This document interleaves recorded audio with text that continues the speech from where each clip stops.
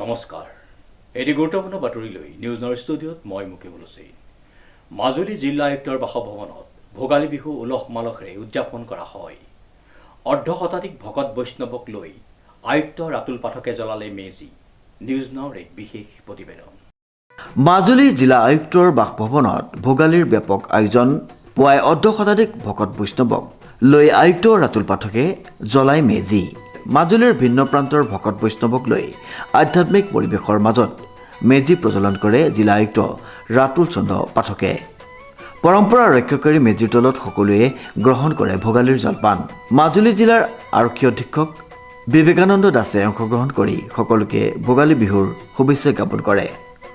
নহয়, এইটো আমাৰ সকলোৰে দায়িত্ব যে আমাৰ যিবিলাক ধৰ্মীয় ৰীতি নীতি পৰম্পৰা আছে, বিশেষকৈ অসমীয়া জাতিৰ বিহুৰ যি আমাৰ পৰম্পৰা, এই পৰম্পৰা ৰক্ষা কৰি আমি সকলো জ্যেষ্ঠ নাগৰিক যিমান আছে মাজুলীৰ আমি নিমন্ত্ৰণ জনাইছিলোঁ যাতে সকলোৱে মিলিজুলি আমি এই বিহুটো উদযাপন কৰিব পাৰোঁ আৰু ভৱিষ্যত অহা প্ৰজন্মখিনিয়ে যাতে শিকে যে আমাৰ কি নিয়ম নীতি আছে, গোটেইখিনি যাতে তেওঁলোকেও ধৰি ৰাখিব পাৰে, তাৰ কাৰণে আমাৰ প্ৰচেষ্টা।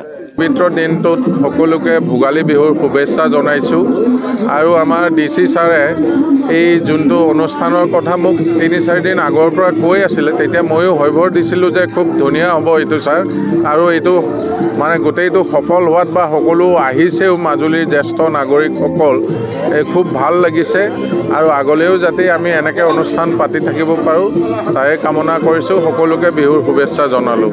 দেৱজিৎ বৰাৰ ৰিপৰ্ট, নিউজ নাও।